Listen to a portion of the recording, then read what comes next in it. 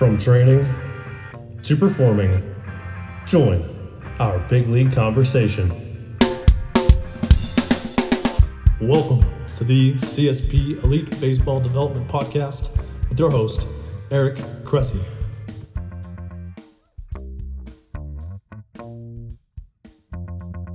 Welcome back to the CSP Elite Baseball Development Podcast. I'm your host, Eric Cressey, and this is episode 108. We actually are long overdue for a Q&A, so we're going to rock the October 2021 Q&A. I've had quite a few inquiries that have stockpiled over the last few months, so we're going to hit them all as best we can today. Picked out some of the best ones that I think will be most applicable for the most folks in our audience. So let's get to it. This episode is brought to you by Athletic Greens, the most comprehensive NSF certified for sport daily nutritional supplement I've ever tried. With so many stressors in life, it's difficult to maintain effective nutritional habits and give our bodies the nutrients they need to thrive. As a father of 3 young kids and a co-founder of multiple businesses in multiple states, on top of still being an avid exerciser, I know that busy schedules can really take their toll on us. Whether it's poor sleep, exercise or life stressors, environmental factors, or simply not eating enough of the right foods, we can wind up deficient nutritionally. This is where Athletic Greens can really help. It's a game-changing nutritional insurance policy. They simplify the logistics of getting optimal nutrition on a daily basis by giving you just one thing with all the best things. And that's why I use it daily and recommend it to our athletes. 1 scoop of Athletic Greens contains 75 vitamins, minerals, and whole food sourced ingredients, including a multivitamin, multimineral, probiotic, green superfood blend, and more. They work together to fill the nutritional gaps in your diet, increase energy and focus, aid in digestion, recovery, and supporting of a healthy immune system. This all can happen without taking multiple products. While most nutritional products come to market and stay stagnant, Athletic Greens continues to obsessively improve this one holistic formula based on the latest research, producing 53 improvements over the last decade. They invest in the most absorbable and natural source of each ingredient and go above and beyond in third-party testing to ensure their customers continue to receive the highest quality and best daily nutritional habit on the planet. It's lifestyle friendly, whether you're keto, paleo, vegan, dairy-free, or gluten-free, and contains less than 1 gram of sugar without compromising on taste. They put 75 ingredients through the NSF for Sport certification to come up with a formula that's trusted by some of the world's best athletes, including our own. Right now, Athletic Greens is giving our listeners 10 free travel packets with their subscription. Simply go to athleticgreens.com/Cressey to receive my offer. These travel packs are perfect for supporting your immune system, energy, and gut health when you're traveling for games, training, or simply when you're on the go. They can be a great counterbalance to less than ideal on-the-road food options. So if you want to bridge the gap between deficient and optimal and give yourself the best chance to get nutrient diversity, then head to athleticgreens.com/Cressey and get your 10 free travel packets today. Again, that's athleticgreens.com/Cressey, CRESSEY. Our first question is, why do some athletes come back to pitch better after Tommy John surgery? There are a few different directions that I can go with my response, but I think it's really important to discuss this first by saying that you can make no mistake about it, the native ligament will always be stronger than the reconstructed ligament. So over the years, I've heard stories, can't say I've ever really had people that have asked me this myself, but I have had stories shared with me from orthopedic surgeons, physical therapists, where parents, coaches, kids have asked whether having Tommy John surgery was a good strategy to help them throw harder, and it absolutely isn't. What God gave you is far better than whatever a surgeon can give you in a reconstruction format. So make sure that you take care of your arm in the first place. Now, with that said, when we hear about players that come back from Tommy John surgery and they throw harder than before it, I think there are a few different scenarios that we actually have to take into account. So first, and I think most commonly, these pitchers may have been throwing with an unstable elbow for an extended period of time. What we're seeing very commonly in athletes that are hard throwers who blow out in their 20s is when orthopedic surgeons go in to do these reconstructions, they're actually seeing previous areas of calcification on the ligament. So what's happening when kids are 14, 15, 16 years old and they're going out there and they're having high pitch counts or they're throwing with a ton of velocity, before they're maybe from a musculoskeletal standpoint prepared to handle it, they wind up laying down smaller injuries on the ligament that over the course of time become areas of weakness that eventually rupture. So often these individuals have been throwing with unstable elbows for an extended period of time. So first, we have scenarios where athletes may have had, extended periods of downtime, maybe, things that they managed conservatively. And when we see these periods of downtime, they often are, situations where an athlete hasn't had the continuity in their training and their preparation to really optimize their mechanics, to feel confident in their delivery, and to, in turn, throw as hard as they possibly could have. So in many cases, it's an athlete who's had a very inconsistent training schedule and competition schedule in the years that, precede the injury. The other thing, though, that is a very important consideration is that anytime you have a ligament that is either torn or overstretched, you may actually have a scenario where there's just a mechanical energy leak, where that joint is not in a good position to really transfer energy effectively during the delivery. So when we lay our arm back during the throwing motion, obviously it's shoulder external rotation, and there's also a little bit of kind of medial elbow gapping that takes place. If that gapping is excessive, we're not really in a great position to create force during the acceleration phase of throwing. So, those are the first two considerations: is inconsistent training calendar and, mechanical inability to transfer force, in someone who's had a broken elbow for an extended period of time. I think the second side of things speaks really to the rehab side of things, where some athletes finally get serious about actually taking care of their bodies during a long rehab time period. The average return to previous level of competition for Tommy John surgeries is about 14 months. And as Dr. Jeff Dugas said on a previous episode of this podcast, there's a standard deviation of about 6 to 8 weeks in either direction. But at the end of the day, you're getting at least a year to really get your body right. So for some athletes, maybe they get to work on rotator cuff strength and scapular control and thoracic spine mobility and positional breathing and all this stuff that puts them in the best position possible to be aligned and strong, to impart force to a baseball. And I think there are other athletes where, it's more about full body care. I've seen a lot of athletes over the years who have put on 20 to 25 pounds, over the course of that year by getting their lower half strong and moving some serious weights there. So, we always look for, with our athletes, is symmetrical strength side to side in the upper body by the time they start to, play catch at 4 or 5 months, whatever it may be. But what we often, overlook is that there's also, really 7 to 10 months that take place after that, where athletes can really start to squat, deadlift, lunge, and do a lot more to really push athleticism to all new levels. We can train medicine ball, work hard, and do a lot of things along those lines, and also just give them a little bit of a break from the stress of baseball to work on some more general athletic qualities that are going to make them successful. So I think over the years we've seen a lot of athletes who have never really been serious about training who got serious during a long injury rehabilitation. And then third, they may just address mechanical faults during their rehab period that allows them to not only move, more safely, but also more efficiently. And like the last thing I would definitely, also reiterate, which maybe touches a little bit further on the first point of that, the native ligament will always be stronger than the reconstructive ligament. Just remember that the success rate on UCL reconstructions is actually very good. It's over 90%, in fact. However, don't overlook the fact that failures do happen, and they're often minimized, just by survivorship bias in media reporting. What happens to a lot of the players that, have failed UCL reconstructions? Well, they retire, or we just don't hear about them because they don't return to their previous level of competition. And we have to remember that while we're getting better and better with, surgical approaches and, more and more physical therapists are confident in overseeing these rehabs, the return to play standard is actually probably getting higher and higher because velocities are ticking up across all levels of the game. So, one of the things that I think will be interesting to see is whether 5-10 years from now, whether this question is actually a little legitimate one. Will we see athletes come back to pitch better after Tommy John surgery? We're seeing more and more pitchers who are 100-mile-per-hour arms in the big leagues that are getting this. But we don't know whether they're actually going to be able to get all the way back to their top end velocities. We do see a couple of the really prominent, elbow surgeons in the country who are doing some slightly different things with their really hard throwers. I've actually been fortunate to manage a few of these myself, so I'm kind of keeping a close eye on how they go. But there is an interesting future for hard throwers and Tommy John surgeries, and what our expectations are of really positive outcomes after these surgeries. So we got to keep a close eye on it.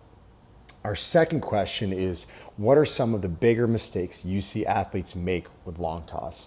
Let me preface this by saying that I am a huge long toss fan. I know folks sometimes in the rehabilitation community in particular are a little bit harder on long toss because of a little bit of research that suggests that valgus stress increases when we get out to a considerable distance as compared to the mound. But I do think it's a scenario where we do need to push arm speed with athletes, and I think it delivers some important benefits even beyond just what our concerns are with the elbow. So we've seen guys long toss healthy for a long time, and I think it's important that we just understand how to do it correctly, and maybe that's where these answers will be useful. The first mistake I see is that athletes structure it incorrectly. And I'm reminded of a great line that I got from my good friend Alan Jaeger, who's been a guest on the podcast a couple of times, who's got a big, vested interest in long toss. And he talked about impress me on the way in, not the way out. So I always tell our athletes, don't get it too aggressive too soon. The way out is kind of like a take your arm for a walk period. It's, for those of you who are in the north and understand what it's like to turn a furnace on for the first time in the winter, you turn it on, it makes some weird sounds, it smokes, and you worry if the house is going to burn down, and then it's all fine. I look at the initial phases of a throwing program on a daily basis with long toss as kind of being like that. You just want to get the air out of the pipes and get it moving a little bit. But the mistake that I see is that pitchers get too aggressive too soon, and they're really letting it eat before they get all the way out there. Instead, I actually want to see them be more aggressive on their pull down throws, their compression throws, whatever you want to call it. Where they get out to their max distance and they actually start to work down on top of the baseball and bring the release point closer to where it would be when they're actually pitching. In other words, you're effectively taking your compression throws, your pull down throws, to transition from your longest throwing distance to a flat ground session, at the end, where you can actually take some of that arm speed and sync it up in a more specific delivery, and potentially even get off the mound. And certainly this is what you see with a lot of major league pitchers as they warm up in the outfield and then go to the bullpen pregame. But I think you can also do it really, really easily in your training. In the context of these compression throws, usually it's every 20 to 30 feet on the way back in, so it almost amounts to a bit of a brisk walk in from your max distance. So if you have a pitcher that actually goes out and long tosses 300 feet, he'd take compression throws at about 270, 240, 210, 180, 150, 120, 90, and 60 feet. And I often joke with guys, and you certainly see it in the way that a lot of our throwers, work on stuff, is, the last 60 feet should be a little bit scary to their throwing partners. And I've been fortunate to catch some pretty good ones of these over the years, and it is terrifying when you get an electric arm that, is not just working on arm speed with fastballs, but also using it as an opportunity to maybe spin some breaking balls in flat ground or throw change-ups, whatever it may be. With that said, I think we need to be careful about not just selling out for the dream in pitchers who, don't consistently repeat their mechanics and, may struggle with pitch design and things like that. It's very easy to become, and this is my second point, become a good thrower and not a good pitcher. If you can long toss 350 feet, but you're pitching at 80 to 82, you can probably stand to cut back a bit on your long toss and spend more time focusing on your mound work to actually sync things up and use that general motor potential to your advantage. Likewise, if you're, throwing a ball 350 feet consistently, but you have a 1 to 6 K to walk ratio, and you're throwing balls to the backstop into the stands, you probably need to cut back on things a little bit to spend more time focusing on mound work to sync things up and actually throw strikes. And last but not least, if you're, a guy who's throwing 350, but you're, consistently getting shelled because, maybe you have some arm speed, but you don't have a secondary offering, a breaking ball, a changeup, you can stand to cut back on your long toss and to spend more time focusing on mound work to learn some other pitches. At the end of the day, there are tons of guys that throw hard nowadays, and we have a limited amount of recovery capacity that we can devote to our throwing volume. So maybe it's the kind of thing where you need to work on secondary stuff instead of just throwing the ball hard. So don't just become a good thrower and not a good pitcher. And there are a generation of guys that are like this, that they've long tossed till the cows come home. They spent hours and hours and hours just throwing weighted balls with no seams against a wall. I think, at the end of the day, you have to remember you make your money with a baseball on the mound. So that should predominate your training volume, and you should understand where you stand with respect to success with that 5-ounce ball. Third, I think there are some athletes that make the mistake of thinking that long toss covers, all their needs. And the truth is that there are a lot of different factors that contribute to pitching success and longevity. Once you can throw a ball a long way, there is a tendency to think that you've done what you need to do to be successful. But in reality, there are a lot more things that you need to address to prepare your body. And long toss is still pretty specific in the grand scheme of things. So you might be a great long tosser, but you might be missing out on a collection of other, maybe general motor potential things that could really help you. So, it's often been said the best program is the one that you're not on. So the greatest benefits are usually derived from the things that you don't do particularly well. And I think over the years, we've seen a lot of guys who are kind of long toss rock stars, and they're really lacking in the weight room, or they've never really thrown med balls, or, they're not as good off the mound. So just understand that you might be a great long tosser and there's other things to work on. And then last but not least, I would say, you'll see guys that don't long toss on a straight line. This was something that Kurt Schilling really drilled home to me. I worked with him, all the way back in 2009 after his last shoulder surgery, and he was a really, great teacher in terms of just kind of sharing his wisdom. And one of the things that always drove him bonkers was seeing guys play like three-way catch, just because you'd invariably see, one guy who was throwing across his body and one guy that, was basically running balls to the arm side all the time. And so it makes perfect sense if a guy's 250 feet away from you as you long toss, and he's to the left of center, you're really teaching yourself to either stay closed or fly open with your delivery. So make sure that you are actually throwing on a line. Some guys like to line themselves up between foul poles, as a quick and easy way to make sure they're aligned. So, those are kind of my big fours. One, don't just, think that long toss covers all your needs. Two, don't become a good thrower, not a good pitcher. Three, make sure you structure it correctly, impress them on the way in, not the way out. And then, last but not least, make sure that you're always, long tossing on a straight line and reading ball flight, because it can tell you a lot about what you're actually doing. For a third question, we have, what's your opinion on direct strengthening work for pitchers at the forearms, wrists, and hands? Admittedly, this is an area where I've definitely changed my mind over the years, dating back to when we first opened Cressey Sports Performance in 2007, when this industry of baseball strength and conditioning wasn't really a thing. Initially, I thought that you got all that you needed from just strength training with all the supportive grip work that came from holding barbells and dumbbells and cables and things like that. However, looking back at it, it was a really hypocritical statement that was probably on par with people who said that all you needed for core work was squatting and deadlifting, and magically everything else would take care of itself. And we kind of put that to rest when we started talking more about medicine ball work and demonstrated the hip shoulder separation that takes place with both hitting and throwing. We know that in reality, baseball players encounter extreme ranges of motion, and so we've challenged that with our core work, our medicine ball work, and even looking at the shoulder, I've really gone out of my way over the years to emphasize that we have to get throwers strong in positions that actually matter. So if you look at a lot of like the conventional arm care programs, they do a lot of work with the arm at the side, side lying external rotations, bands at the side, and they don't necessarily strengthen people, up in the positions that matter, where they involve scapular upward rotation and, length through the lats, but, they also don't strengthen further back into external rotation, where we know most of the work comes from positions of extreme external rotation to neutral.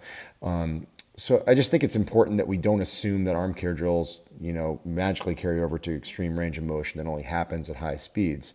And these advances have served us really well with respect to, the core, the hips, the shoulder.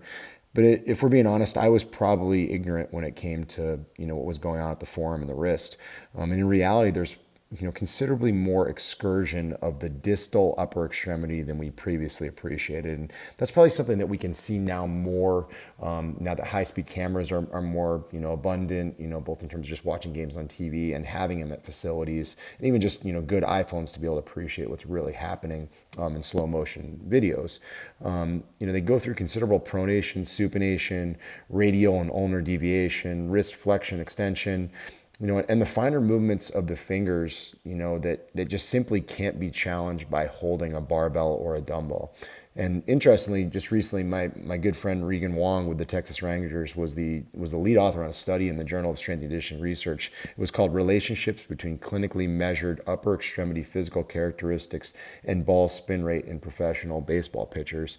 His group found an association between certain kinds of wrist strength and acceleration and spin rate, which is certainly a very hot topic in the baseball world with respect to the reduction of sticky stuff and players wanting to manipulate the baseball, whether it's trying to get four seams to climb or trying to get curveballs to bite. So beyond just that performance side of things, we also have research that clearly demonstrates that the forearm musculature, particularly the common flexor tendon, and most specifically the flexor carpi ulnaris, has a protective effect for the UCL during the layback phase of throwing. So when we lay our arm back, we're in that extremely, externally rotated position. We have valgus stress, and it's that kind of stress that tears an ulnar collateral ligament, or, may create a growth plate injury, or, flexor strain, or ulnar neuritis, or a collection of different, medial tensile stress injuries, or even lateral compressive injuries on the outside of the joint. But what we know is that the flexor carpi ulnaris,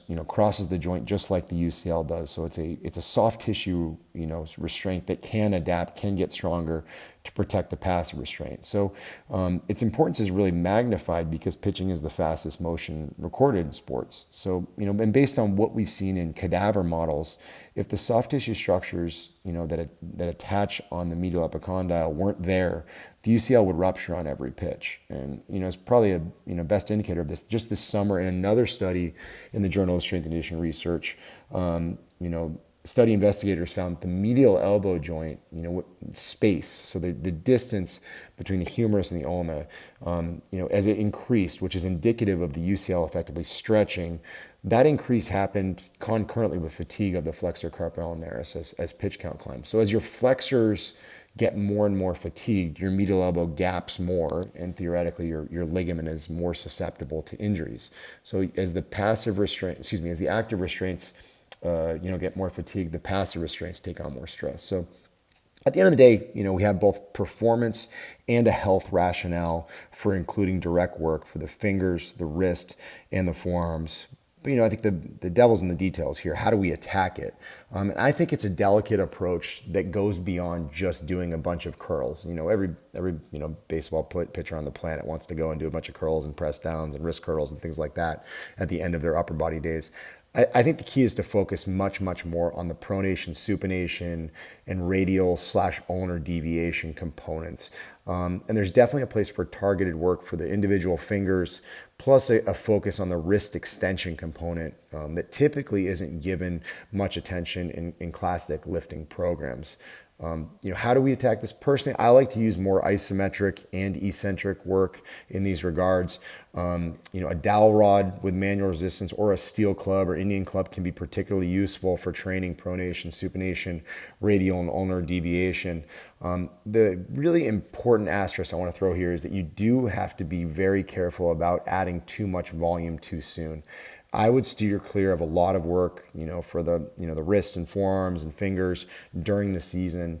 And just remember that it's a lot of grip work to add on top of your normal lifting programs and any throwing that takes place. All these things are effectively throwing stress on some of the same tissues. So as a result, we tend to try to attack work in this regard early in the off season. So actually right now, I'm recording this on October 20th. We're doing a lot of this. So we're trying to build a strong base for the remainder of the year when, volume can be minimized and, we can effectively just do enough to kind of preserve what we've already built. Last but not least, remember that the elbow, I joke, it's the most claustrophobic joint in the body. So in other words, there are tons of structures that are packed into a very small area. If you've ever had a chance to watch a Tommy John surgery, you see that they do an incision and you expect to just have this magical anatomical structure where you see the muscles and you see the tendons and you see the bone, and you see the ligaments.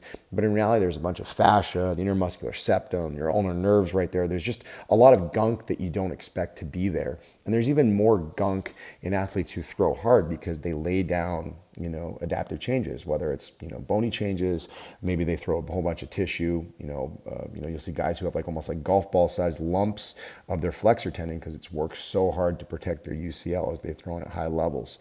So the tissue can get very dense, and it's one reason why we're very proactive with recommending our athletes get treatment on distal triceps, the common flexor tendon, pronator teres, distal forearm, where, all those muscles kind of become more tendinous and get a little gritty. And even on the soft tissue of the hand, looking at some of the muscles that are on the, the proximal aspect of the thumb, all these things are working really, really hard to manipulate baseballs and throw them really fast. So we need to make sure that we take care of some of the tissue quality there. At the end of the day, short answer to the question is you do need to train these qualities. And they're probably even more important, in my opinion, for advanced pitchers with good strength and conditioning backgrounds than they are for young throwers who are still putting more horsepower in the engine to learn how to move more efficiently. We know that advanced throwers, as an example, tend to use more lat during acceleration as compared to their novice counterparts. And that's just an example of athletes learning how to use big muscles to do big jobs. So early on in a training career, I think we want to establish, strong lower half, plenty of strength in the big musculature. And then as we get more and more advanced, we get a better foundation in place. Then we can start to get a little more ambitious with respect to talking about wrist, hand, finger strength, and it should lead to some important improvements both from a performance outcome standpoint and in terms of an injury reduction standpoint. Thank you for joining us for another episode of the CSP Elite Baseball Development Podcast. If you enjoyed this episode, we'd be thrilled if you'd consider subscribing to the podcast and leaving us a review to read on iTunes. We welcome your suggestions for future guests and questions. Just email elitebaseballpodcast@gmail.com. Thank you for your continued support, and we'll see you next episode.